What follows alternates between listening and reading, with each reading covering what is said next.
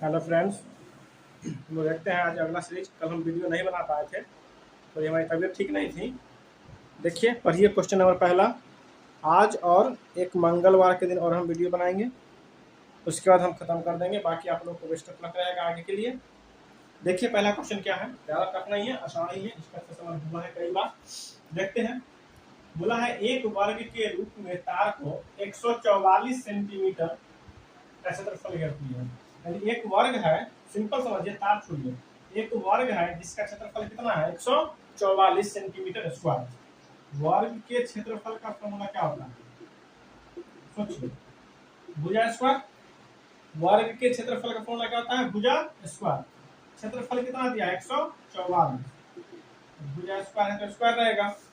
हम लोग जानते हैं कि जब यह इधर स्क्वायर इधर आएगा तो क्या देगा, रूट। क्या देगा, रूट। 144 का हो जाएगा रूट, बचेगा ये माने भुजा होता है। ये माने क्या होता है, भुजा। 144 किसका वर्गमूल है, 12 का। आपको लगभग 20 तक का स्क्वायर तो याद रहना ही चाहिए। नहीं होगा तो याद कर लीजिएगा, जो 144 है वो 12 का स्क्वायर है। एक का मान कितना आ गया, 12 सेंटीमीटर। ये मतलब क्या, वर्ग की भुजा। ये मतलब क्या, वर्ग की भुजा। अब निकालेंगे वर्ग का परिमाप। वर्ग का जो परिमाप होता है वो होता है 4 गुने भुजा। क्या होता है, 4 गुने भुजा। तो 4 गुने 12, 12 चौक 48 सेंटीमीटर वर्ग का परिमाप निकल गया। वर्ग का परिमाप कितना निकल गया, 48 सेंटीमीटर। सवाल को समझिए गौर से। यदि इसी तार को एक आयत के रूप में मोड़ा जाता है, वही तार पहले वर्ग था, अब वही तार क्या बन रहा है, आयत। तो जब तार सेम होता है मतलब उसका जो चारों तरफ का जो आकार, जिसको हम परिमाप कहते हैं, परिमाप सेम हो गया। तो जो परिमाप इस वर्ग का होगा वही परिमाप किसका होगा, आयत का।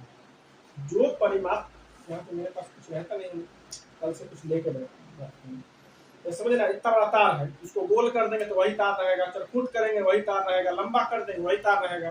तो परिमाप चेंज नहीं करता है, आकार चेंज करने पर परिमाप चेंज नहीं करता है। तो जो वर्ग का परिमाप 48 आया है ना, वही किसका होगा, आयत का। तो हम लोग आयत का परिमाप लिखेंगे, आयत का परिमाप। इसका फॉर्मूला होता है 2 इंटू एल प्लस बी।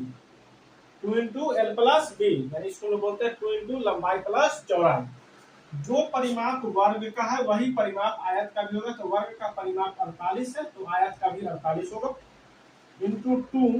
और लंबाई आपको 16 दे रखा है, चौड़ाई आपको पता नहीं। चौड़ाई निकाल लेते हैं। 2 से ये कट जाएगा 24 भाग में, 24 बराबर 16 प्लस बी। बी मतलब चौड़ाई। यह 16 प्लस में धरा कर क्या हो जाएगा, माइनस में। तो 24 माइनस 16 यानी बी बचेगा, घटेगा तो कितना आएगा, 8। बी मतलब क्या चीज, चौड़ाई। आपको आयत की लंबाई क्वेश्चन दे दिया है और चौड़ाई आप निकाल लिए। पूछा क्या है, तो कितना क्षेत्रफल को घेरेगा, मतलब आयत का क्षेत्रफल क्या है। आयत के क्षेत्रफल का फॉर्मूला क्या होता है, आयत का क्षेत्रफल लंबाई गुने चौड़ाई। लंबाई आपको क्वेश्चन दिया है 16 और चौड़ाई आप 8 निकाले हैं। 16 को 8 से गुना कर लीजिएगा, हो जाएगा। तो दिक्कत, ये सवाल आसान है, जैसे जैसे बोलेगा वैसे वैसे कीजिएगा। अगर ये सवाल ऐसे नहीं ना बनेगा पढ़ने से, तो इस लड़की के जगह पे आप खुद को रख के किसी काम को सोच के कीजिएगा, बन जाएगा। ऐसे ऑप्शन रहेगा तो जल्दी बन जाएगा। लेकिन देखिए, बोला है अस्मिता विद्यालय की गोष्ठी। गोष्ठी मतलब कोई प्रोग्राम होता है, ठीक है। विद्यालय में किसी तरह का प्रोग्राम है, उसमें वह 8:30 AM, एम का मतलब सुबह, एम का मतलब सुबह, 8:30 AM से 15 मिनट पहले पहुंची। यानी सिंपल समझिए ना, 8:30 बजे पहुंचना था, लेकिन पहुंची कितना मिनट पहले, 15 मिनट पहले। यानी अस्मिता जो है, ये अस्मिता कर ले, ये अस्मिता, अस्मिता जो है 8:30 से 15 मिनट पहले, मतलब वो पहुंची कितना में, 8:15 में। ये तो आपको समझ में आ गया। 8:30 AM से 15 मिनट पहले, तो 8:15 में पहुंची होगी, 15 मिनट पीछे करेंगे, पहले पहुंची। वह अपने सहकर्मी, सहकर्मी का मतलब होता है साथ में काम करने वाला, सहकर्मी से आधा घंटा पहले पहुंचे।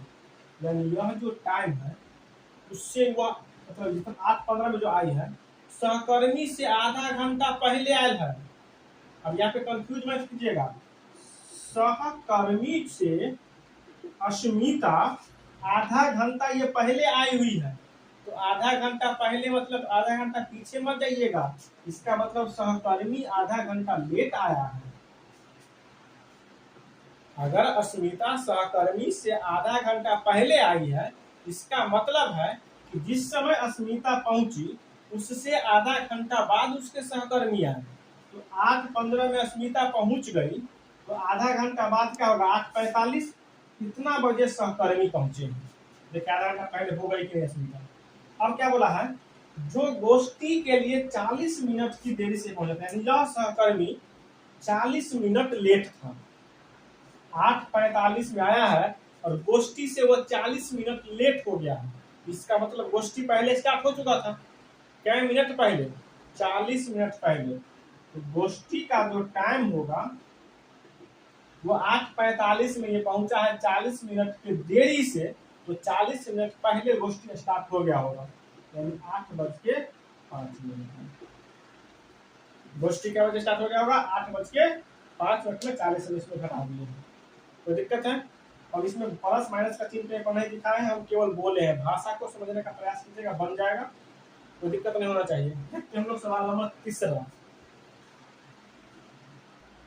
पढ़िए। सवाल नंबर 3 इस टाइप का सवाल हम पिछले वाला वीडियो में बताए थे। देखिए बढ़ते क्रम को हम लोग आरोही क्रम भी कहते हैं, ठीक है। अभी हम बढ़ते क्रम लिखे हैं, सवाल में आरोही क्रम भी लिखेगा, तो ऐसे बनाइएगा। हम बताए थे ना कि ऐसा क्वेश्चन ट्रिक से भी बनता है, लेकिन हम आपको बेसिक बता के गए हैं, तो आज भी बेसिक ही बताएंगे। और यह वादा करते हैं कि आप बेसिक में भी सही और जल्दी बनाइएगा। कुछ नहीं करना है, अभी यहाँ पे 5 गो अंक है ना, कभी कभी 3 गो अंक ही देकर पूछ लेगा। हम लोग को बढ़ते क्रम हो या घटते क्रम हो, सबसे पहले लेना है लघुत्तम। क्या लेना है, लघुत्तम। नीचे वाला है हर का 6, 4, 2, 3, 5, किसका लघुत्तम लेंगे, 6, 4, 2, 3, 5। ऐसे तो डायरेक्ट लघुत्तम बता सकते थे, लेकिन निकाल देते हैं। 2, 3, 6, 2, 1, 3 और 5। अब इसको 3 से लगा लीजिए। एक देखिए सवाल जो है ना ज्यादा भारी नहीं पूछता, देख के पहले तक बड़ा भारी है। तो देखिए दुई लाइन में बन गया इसमें।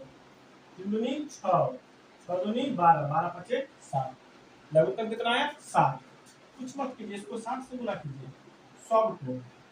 3/4 को भी 7 से, ठीक है। 1/2 को भी 7 से, 2/3 को भी 7 से, कुछ आएगा ही आएगा। 3/5 को भी कीजिए 7 से। जितना लघुत्तम आएगा ना उसको 7 से गुणा कर लीजिए, काटिए। 6 से 10 मरते कटेगा तो 10 बचे 50। 4 से 15 चक्का 60, 15 दिया 45। 2 से 30 मरते कट जाएगा तो 30 से कम 30। 20 दिया 60, 20 दूनी 40।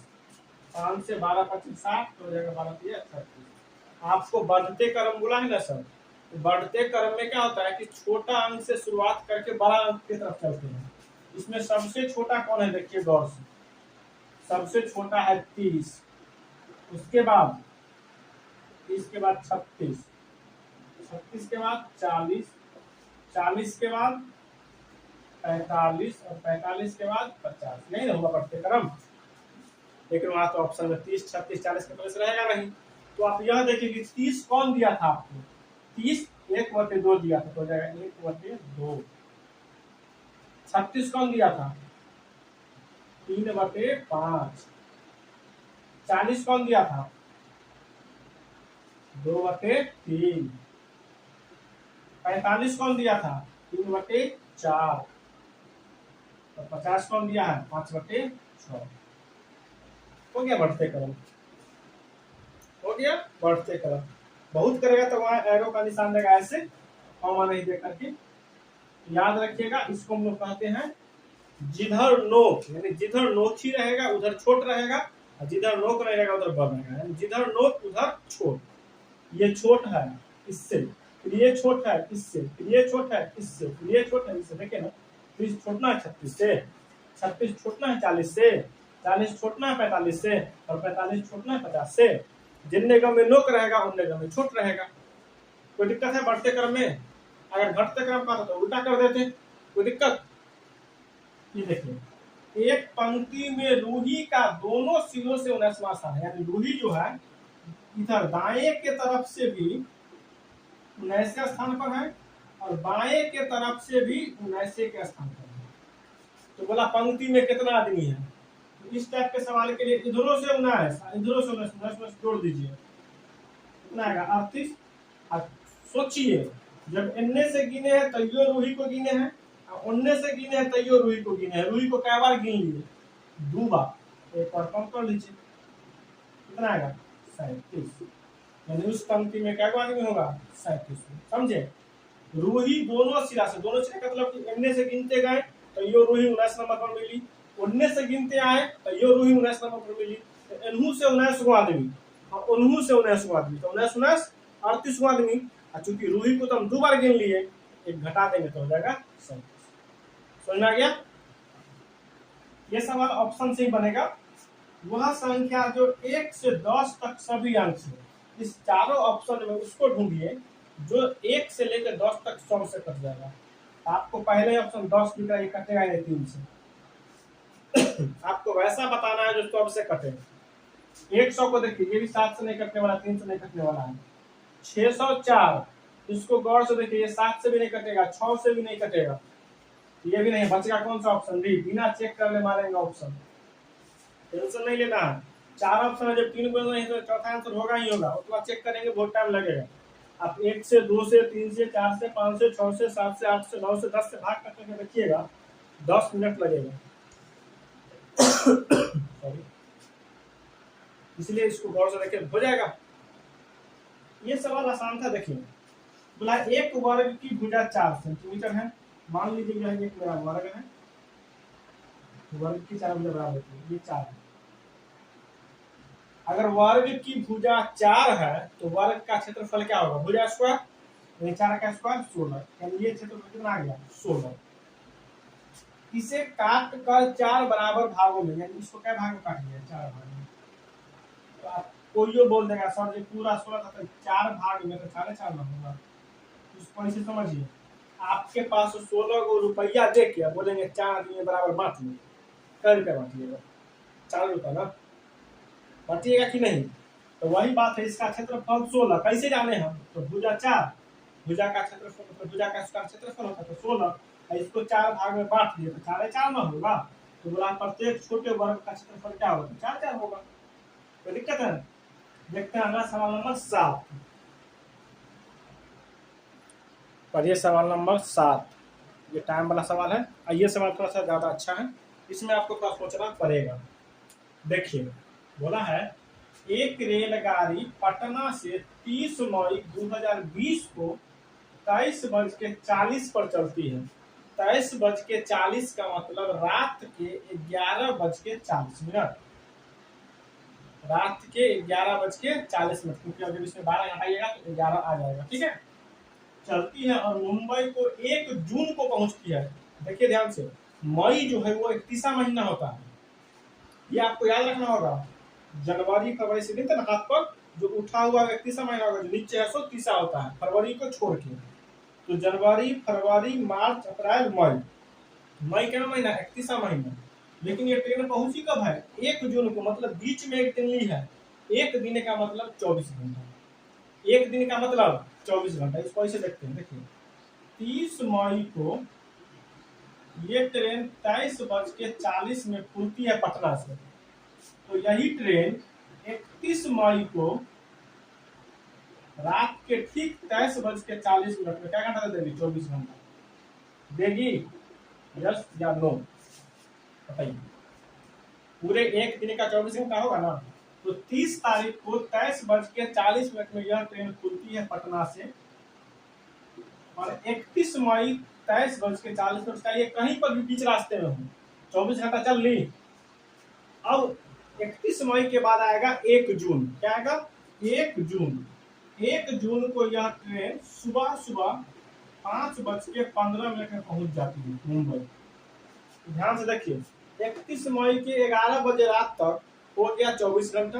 अब 11 बजे से लेकर सुबह तक देखते हैं कितना बचता है, वो तो कितना टाइम ज्यादा हुआ। तो घटा लीजिए, कैसे घटाइएगा? कैसे घटाइएगा? या तो हाथ पर जोड़िए, नहीं तो ये कितना है 23:40 को लिखिए 11:40 और 5:15 को लिखिए 17:15। घटाने के लिए वर्ग से छोटा घटाते हैं, इसको बड़ा करेंगे और इसको छोटा करेंगे क्योंकि ये बाद में आया है टाइम और ये पहले टाइम आया। रात में पहले 11 बज गया होगा, तब दिन में 12 तो 5 बजेगा सुबह में, इसलिए इसको 12 बजे मतलब 12 जोड़ के 17:05 कर दिए। 5:15 को 17:15 कर दिए, 23:40 को 11:40 कर दिए। इतना एक्स्ट्रा इसको घटाइए। जब इसको 1 घंटा देगा तो हो जाएगा 75 होगा। बताया रखें कई बार, इसलिए हम लिखेंगे नहीं। जब इसमें से 1 घंटा ले लेंगे तो 60 मिनट देगा तो हो जाएगा ये 60 और 15 75। 75 में से 40 घंटे देगा 35 और ये हो गया 16। 16 में से 11 घटाएगा तो 5, 11 5 16 है। यानी रात के 23:40 से सुबह के 5:15 में ट्रेन 5 घंटा 35 मिनट एक्स्ट्रा चली। क्या घंटा से एक्स्ट्रा? 24 घंटा से। तो 24 घंटा में इसको जोड़ देंगे तो हो जाएगा 24 प्लस 5 घंटा 35 मिनट, तो 24 और 15 29 घंटा, सॉरी 24 और 5 29 घंटा 35 मिनट। यानी यह ट्रेन 29 घंटा 35 मिनट में पटना से मुंबई पहुंच जाती है। वीडियो को स्लो करके दोबारा देखिएगा, समझ में आ जाएगा। देखते हैं ये सवाल। इस सवाल में ऑप्शन लिखे हैं क्योंकि ऑप्शन वाला ही सवाल था। बोला है कौन सही नहीं है। इसमें हमको ढूंढना है कौन सही नहीं है। जो सही नहीं होगा वही सही होगा, क्योंकि पूछा है ये सही नहीं है। देखिए बोला है सभी अभाज्य संख्या विषम होती है। हम इस ऑप्शन को समझने से पहले अभाज्य संख्या को समझते हैं। अभाज्य संख्या उस संख्या को कहते हैं जो केवल खुद से और एक से कटे। वैसी संख्या जो एक से और खुद से कटे, उसके अलावा किसी और से नहीं कटे, अभाज्य संख्या कहलाती है। या सिंपल कह सकते हैं जिसका केवल 2 को गुणनखंड होता है उसको अभाज्य संख्या कहते हैं। जैसे आप 4 को देखिएगा तो 4 1 से भी कट जाएगा, 2 से भी कट जाएगा और 4 से भी कट जाएगा। यह संख्या 1 और 4 के अलावा एक्स्ट्रा 2 से कट गया, यानी इसका कै गो गुणनखंड है? 3 गो, तो यह अभाज्य नहीं होगा। अभाज्य उसको कहते हैं जो 1 से कटे और खुद से कटे, मतलब केवल 2 गो से कटे। और याद रखिएगा इसका एक अपवाद है, एक को छोड़कर। एक नहीं अभाज्य है, एक जो है वो अभाज्य भी नहीं है और एक जो है वो भाज्य भी नहीं। याद रखिएगा एक ना भाज्य है एक ना अभाज्य है। तो बोला है सभी अभाज्य संख्या विषम होती है। नहीं सर, अभाज्य संख्या स्टार्ट ही होता है 2 से, क्योंकि आप 2 को गौर कीजिए, 2 1 से और 2 के अलावा किसी और से नहीं कटने वाला है, तो ये अभाज्य संख्या कहलाएगी। तो बोला है सभी अभाज्य संख्या विषम होती है।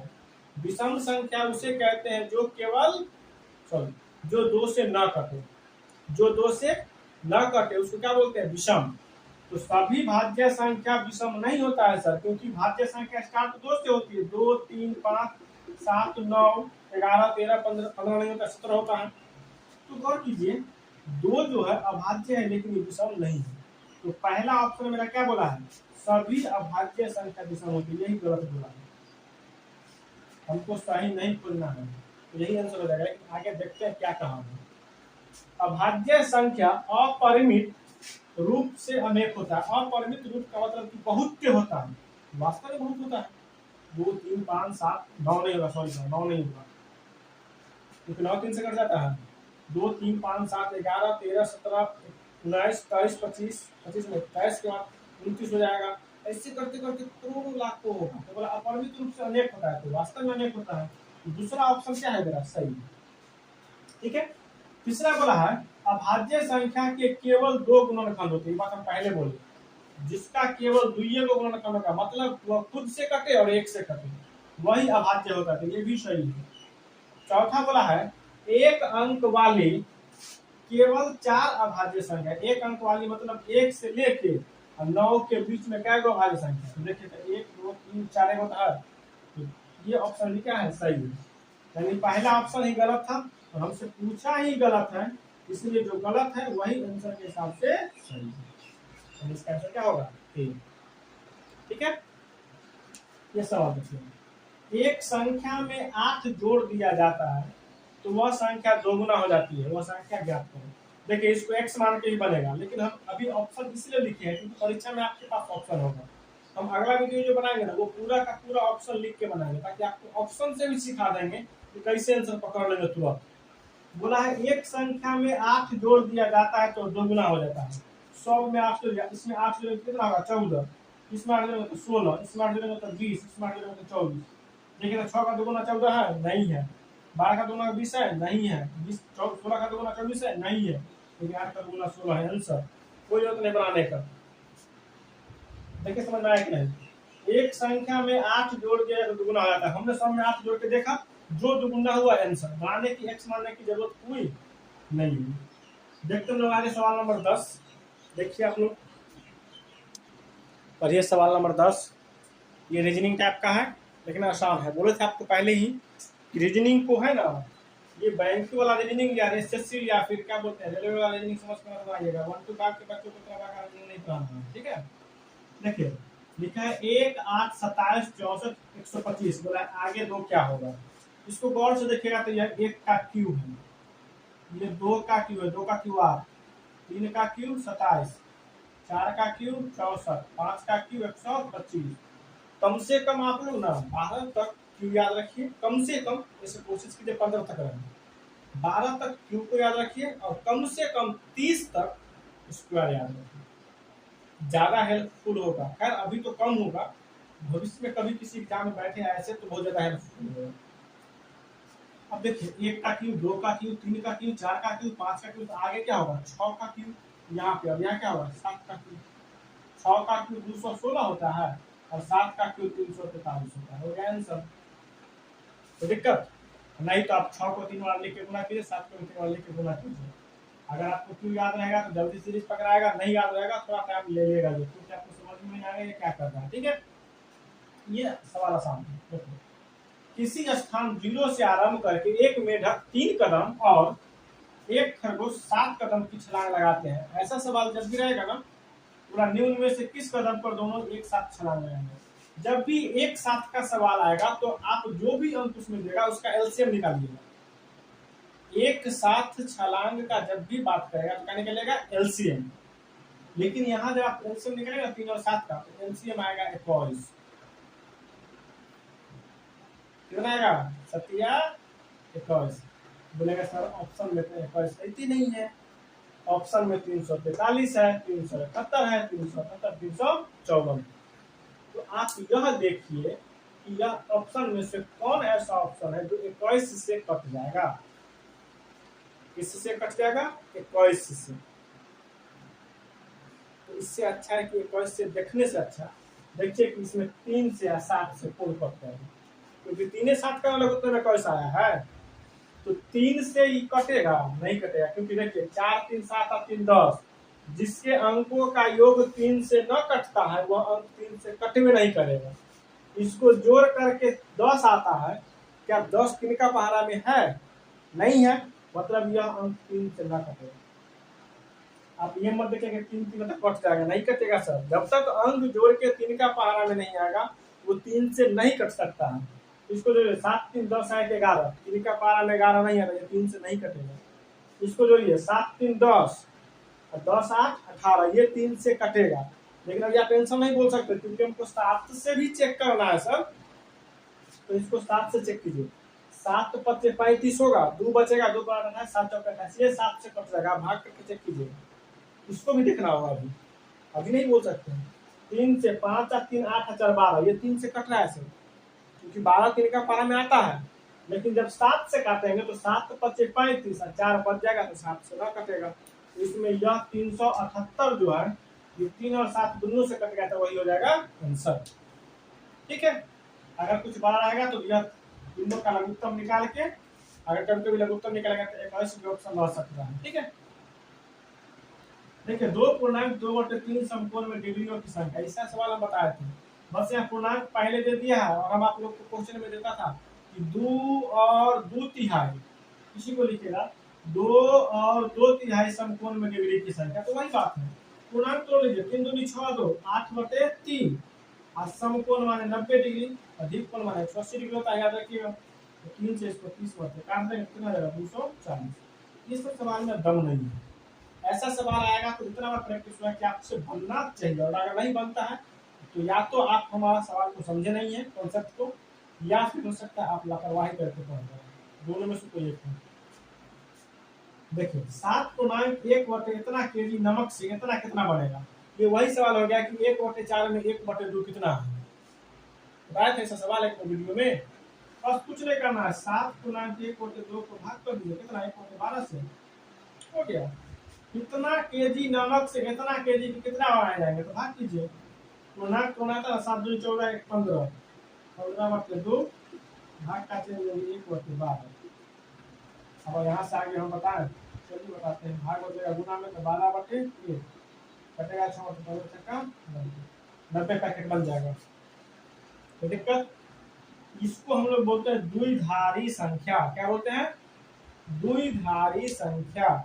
अभी आपको द्विधारी संख्या से सिंपल संख्या में आना है। कभी ऐसा सवाल आया तो ठीक है, नहीं तो मंगलवार का वीडियो में आपको सिंपल संख्या से द्विधारी संख्या बनाना हम सिखा देंगे। आज इसको सिखा देते हैं। देखिए इसको बनाने का एकदम आसान तरीका है। यहाँ शुरू करते हैं, कितना 1 है, यहाँ पर लिखते 1। अब नहीं भी दिख रहा है तो कोई बात, सवाल देखिएगा।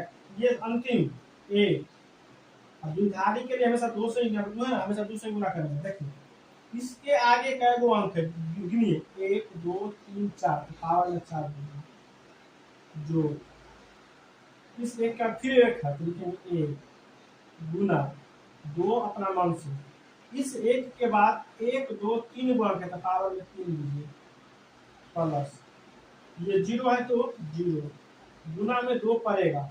इस 0 के बाद कै गो अंक है, 1 2 गो तो पावर में 2 दीजिए प्लस ये कितना है 1 तो लिखेंगे 1 गुने 2 अपना मान से, इस 1 के बाद कितना है 1 तो पावर में 1 गुने 1 है तो 1 गुने 2।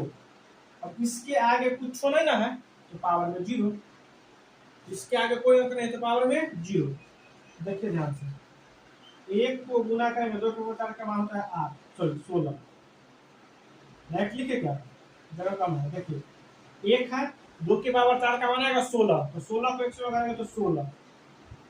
2 के पावर 3 का मान होता है 8, 8 को 1 से गुना करेंगे तो 8 प्लस इसका मान 4 और 4 को 0 से गुना करेंगे तो 0 प्लस 2 के पावर 1 का मान 2 और 2 को 1 से गुना करेंगे तो 2 प्लस किसी भी संख्या के पावर में 0 मान 1 होता है।